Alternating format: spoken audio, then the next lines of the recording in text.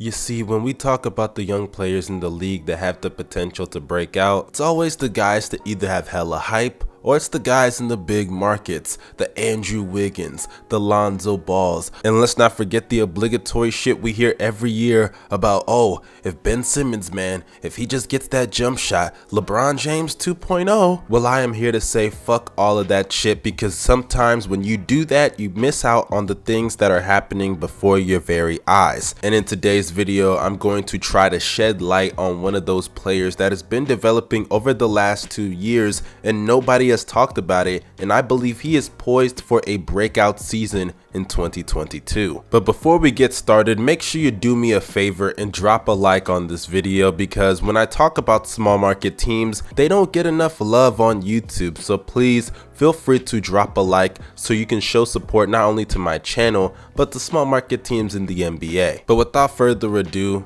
what am I even keeping you guys waiting for? Let's get this thing started, shall we?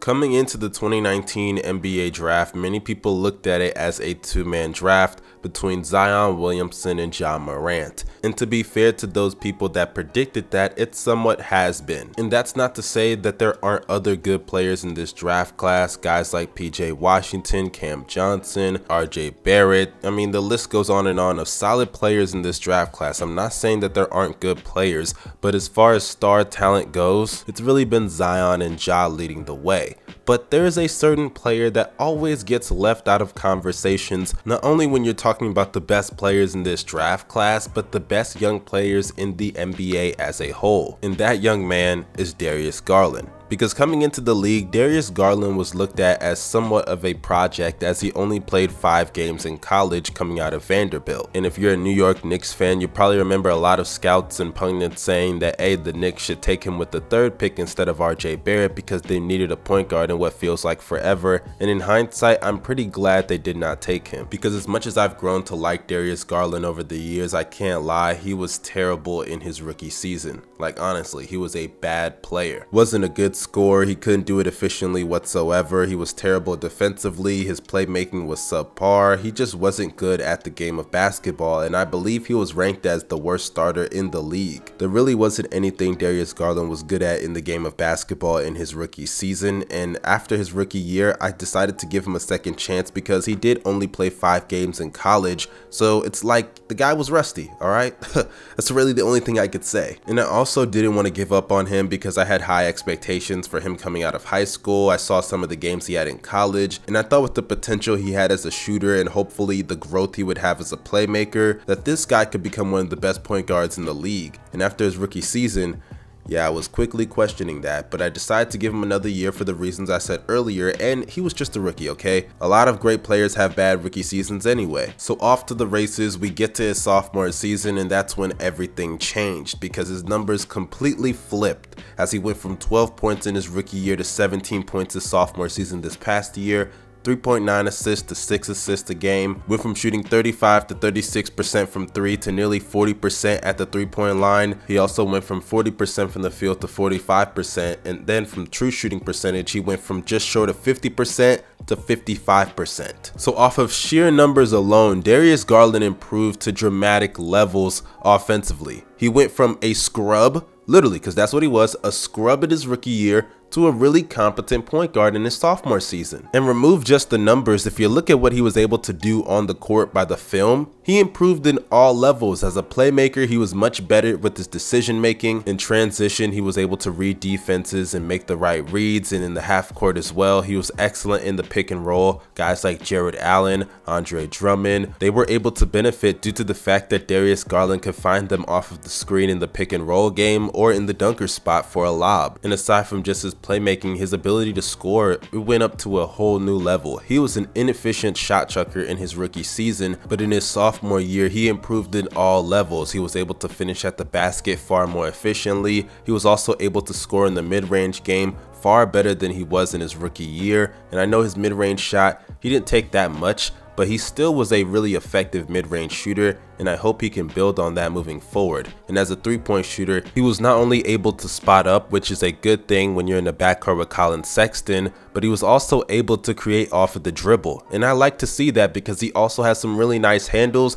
and if he grows as a shot creator, he can become one of the better isolation players in the league. And with the ability to play off the ball as well, it can make him one of the more versatile scoring guards in the NBA. But despite me heaping all that praise on him for what he's improved on from his rookie to his sophomore season, I have to admit there are some things that I would like to see him improve on in his third year in the league that would make him a far more impactful player for this Cleveland Cavaliers team moving forward. And for starters, it has to be defense. Defensively, he wasn't great at all in his rookie year. In his sophomore season this past year, he still was not that good. I have to admit, he was better from his rookie year, but when you're improving from trash, it's not saying that much. And in his sophomore season, I wouldn't go as far as to say he was a liability, but he was still very much below average. And when you're in a backcourt along with Collin Sexton, who's also an undersized shooting guard, being a below average defender is just not going to cut it. The second thing I would like to see him get better at is getting to the free throw line. Darius Garland last year only attempted 2.4 free throw attempts a game. That is literally only one foul drawn a game.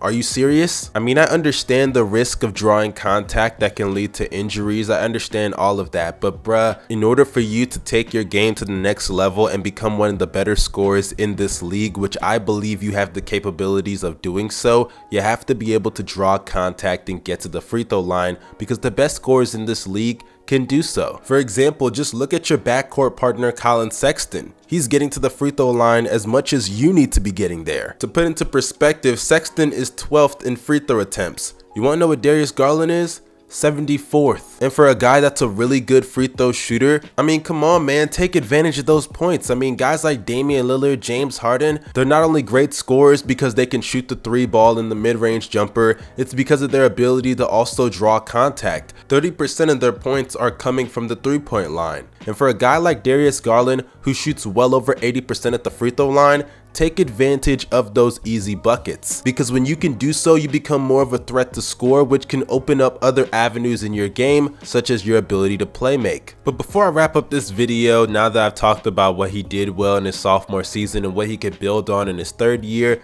let me just say that in his third season, I'm expecting a lot from Darius Garland. I'm expecting him to further cement the fact that he is one of the better young guards in this league today, and maybe even push himself in the conversation of being a top 10 point guard, because this is a guy that now that they've added players like Evan Mobley to the squad, I expect him to have another lob threat. Defensively, he's going to be way less of a liability. If anything, he may even be a plus, because hopefully he gets better, and having rim protectors, because apparently they're going to run a two big lineup of Mobley and Jared Allen. Offensively, we're going to see how that works, but defensively, he's going to have all the help in the world, which could lead into transition buckets. He's going to have two lob threats that's going to help him as a playmaker, and on the wing, Isaac Okoro, he's going to get better defensively. Collin Sexton, we really don't know what's going to happen with him. Maybe he gets traded, maybe the Cavs extend him. It really is just up to the organization there. But honestly, with the pieces that they have in Cleveland, combined with the fact that I expect him to improve to another level, I expect a stat line of around 21 to 22 points a game, 7 to 8 assists, shooting around the same shooting splits as he shot in his sophomore season, on more volume, of course. So to all of you guys out there that weren't checking for Darius Garland,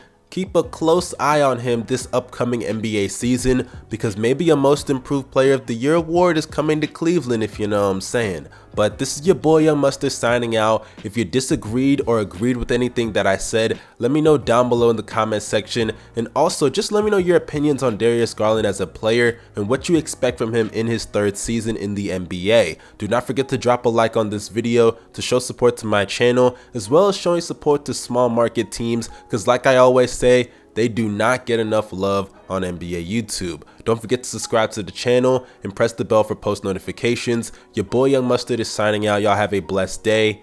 Peace.